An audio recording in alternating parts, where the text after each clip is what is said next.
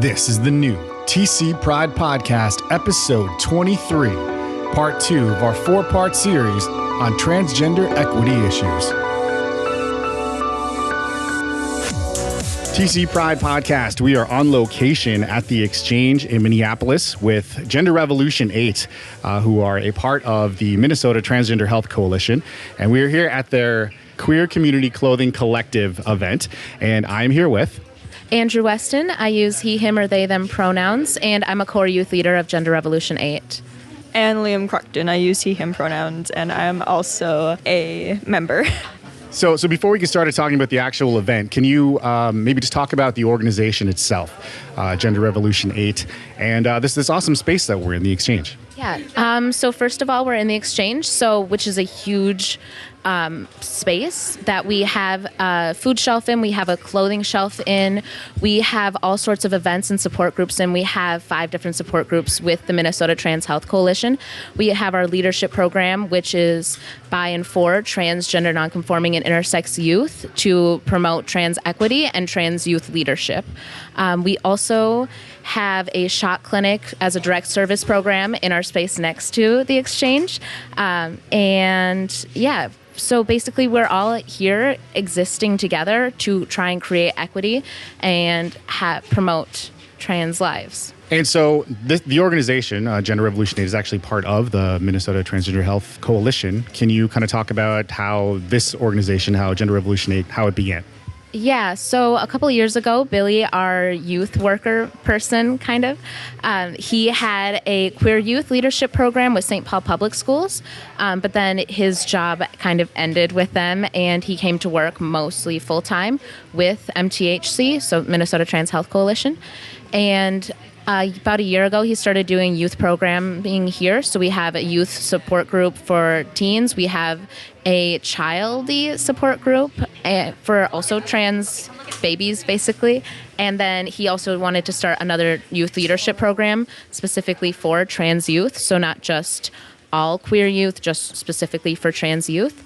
And so in January or February, he picked a couple trans youth that he has worked closely with in the past, and he asked us all to come together and start planning this program and writing this program. So since then, we've been writing programming, we've been planning events, we've been submitting grants, we've been doing as much as possible to keep this program going and make it as best as it can be. Well, it looks like it's going great today. There's lots of people here. There's lots of hustle and bustle. And can you talk a little bit about the event and kind of why people are here today? Yeah. One of our other youth leaders, Zim Porter, they had the idea of a clothing event because there are many different clothing exchanges and clothing swaps in the Twin Cities, but none of them are specifically directed at making trans and queer people feel comfortable in the space. And none of them, they usually have only clothing for smaller people, and we don't have clothes for bigger people. So at this event, we have made it our priority to have plus-size clothing, bootylicious clothing, if you will, and as much as possible. So we aren't asking for any more donations. The first event, we had constant donations of people just getting rid of their clothes. This event, we were only asking for donations of plus-size clothing or 2XL. And it looks like you've gotten a lot of support from the community. There's lots of people here. There's lots of clothes here. I walked in and I was almost tripping over clothes. There was so much in the way of donations. So, Liam, can you actually maybe talk about some of the stuff that was donated and maybe some of the stuff that's been moving off the shelves today? Yeah, so there has been a lot of plus-size clothing that's been going, and that's fantastic that people have been able to get the clothes that they need at a much cheaper price than obviously in stores and stuff. There's been lots and lots of queer people coming in and just enjoying the safe space. And so in this space, you do a lot of other events, right? So this is just one event that you were holding. You said you've got like a food shelf and other sort of events that are sort of aimed at the queer youth community, right? Mm-hmm. Yeah, so we have Gender Jam on Sundays from 12:30 to 3, which is a trans youth community group, a support group. So every other Sunday, we either meet here at the Exchange or we go on a field trip. This week we're going to the Mondo Queer Beach Party, which is tomorrow, Sunday, at Lake Nokomis over in Minneapolis. So that's another event we're hosting. It's not really a fundraiser, more of just a community event, as this is more of a fundraiser. So that's our plan for tomorrow. But then the next week we're planning on having, I think, like a spa day here. So that's going to be a fun thing just for queer and trans youth. Yeah, we want to make queer youth feel as supportive as possible, even if they're in a situation outside of here where they don't feel supported, whether it be in school or their family or at work or any other circumstance in their life. We want to create a space where they're safe and they are accepted. Awesome. So on that, the reason we're here, actually, part of the reason that we're here, is to actually come right to the source and speak to some of the leaders in the trans youth community.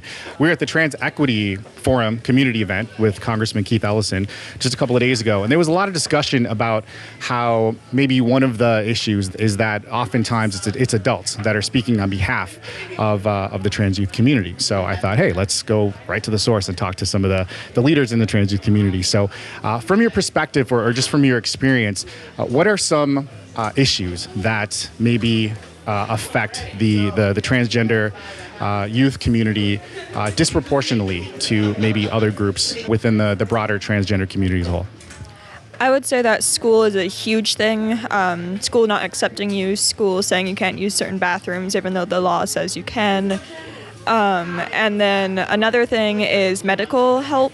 That is a big issue, and it leads to a lot of teen suicide, trans teen suicide, and just either not being able to get into a clinic even if your parents are supportive, or neither of your parents being supportive and not being able to start medication at all, even if that's just hormone blockers when you're younger or hormones when you're 14, 15, 16 or older.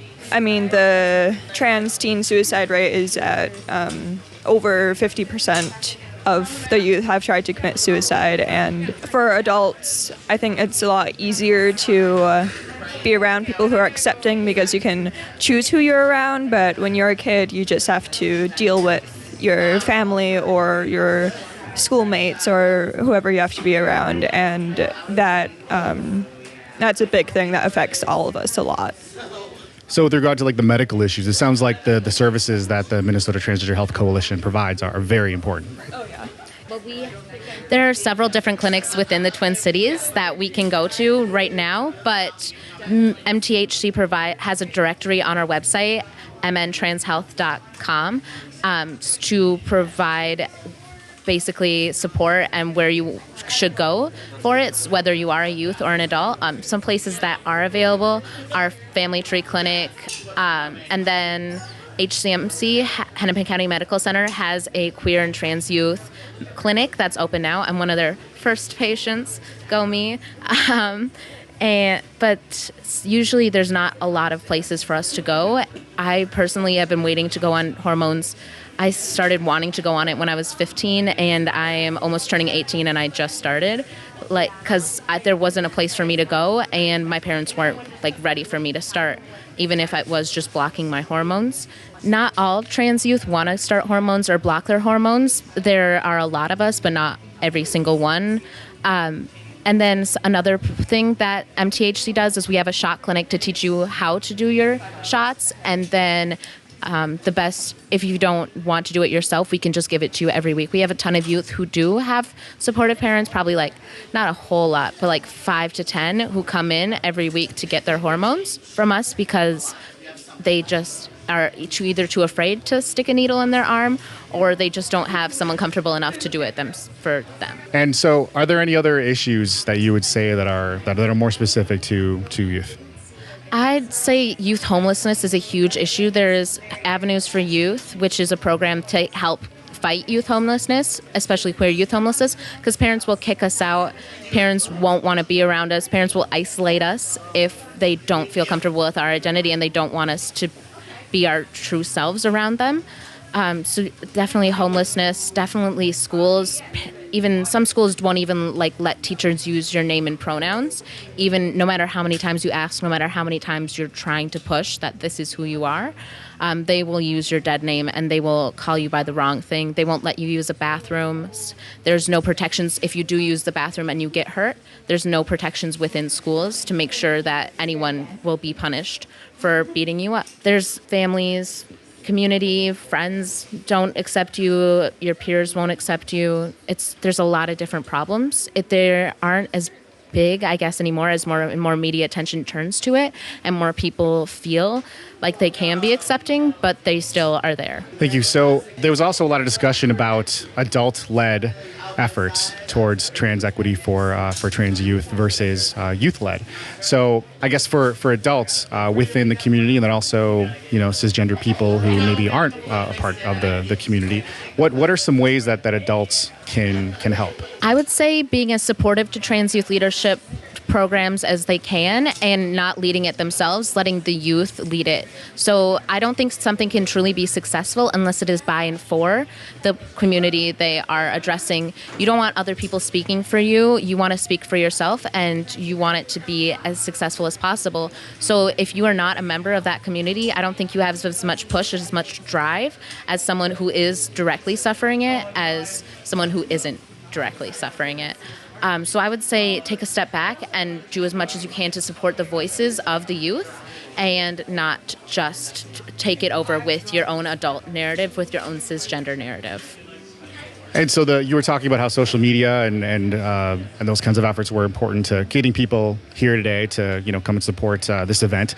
I saw on the Facebook event page that it said come and support our ridiculously underfunded organization, right? So what are some of the specific needs that the Gender Revolution 8 has that people can meet? So something that is really big is that our parent organization, Minnesota Trans Health Coalition, does not have a lot of funding. So none of the funding can go to Gender Revolution 8 and some of our goals unless we can have the rent paid and have our program succeed. So if we can't afford needles to give people their shots, how can we afford paying the youth stipends for the work that they're doing?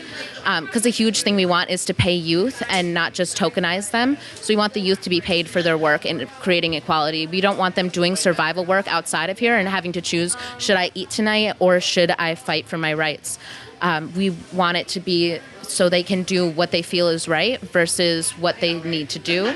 And we can't do that unless we have enough funding. If we can't keep programs to help the whole community going, if we can't pay our rent, then we can't have trans youth being paid. And so what are some other resources in the community? So there are a couple of clinics in the area. What are some other resources that maybe people within the trans youth community may not be aware of? Well, I know a huge one is Transforming Families, which Liam can talk more about. I go to Transforming Families almost every month, as much as possible. I think it's a great way to get support. It's a place, it's in South Minneapolis, I'm pretty sure, and trans youth, as young as they come to trans adults as old as they come, are there along with the families of those trans people. And family includes friends or blood relatives or adopted parents or anything like that. And it's just a really great place to be able to talk about your experience and talk about how you're able to help each other more and about how the world affects your identity and how family support affects your identity. And on that, so how can people find out more about the Gender Revolution 8 organization online or otherwise? Yeah, so our biggest place to go is our Facebook page, Gender Revolution 8. We don't have much information on MTHC's website, mntranshealth.com, but all of our other services and programs are there. And I think that we are mentioned on the programs and services page. We are just doing our best to make it known who we are on our Facebook page right now. And what are some other ways that people can support MTHC or Gender Revolution 8? If you ever shop on Amazon.com, you can do something called smile.amazon.com instead and make the Minnesota Trans Health Coalition your organization of choice. So whenever you spend money through Amazon, they'll donate a portion of the proceeds to us. So that's a huge way to get us funding. And another way is to just buy items off our wish list and send them to us. Like we need things like needles, lights, food, shelving, different things to keep our organization just basically running, and they're all there. So you can find that on our Facebook page, the Minnesota Trans Health Coalition. Thank you. And is there anything else within the trans youth community? Are there any other things that you think that maybe people aren't aware of that they should know? A lot of the hardships that trans youth face a lot of hardships, but trans youth of color face a significantly larger amount of hardships. So just putting the voices to trans youth who are white isn't really the best option. I know right now we don't really have any other trans youth here, but the hardships of trans youth of color are huge. And so supporting other movements is another huge thing to help us, because like trans Black Lives Matter too. So all Black Lives Matter do matter. And then a subset is trans Black lives and trans lives who are not Black but are not white either. MTHC is trying to be as much people of color as possible. So our board is primarily people of color. Our youth program, the leaders are mostly people of color. We try and keep it or what we can do to make it so people of color's voices are being heard as well. Well, thank you very much, Andrew and Liam, for your time and taking some time away from this awesome, successful event, it looks like. And we look forward to talking to you both again in the near future. Thank you so much. Thank you. The TC Pride Podcast has been a production of Podletter Media and Twin Cities Pride. Subscribe now on iTunes or Google Play and submit your first Pride story at myfirstpride.org.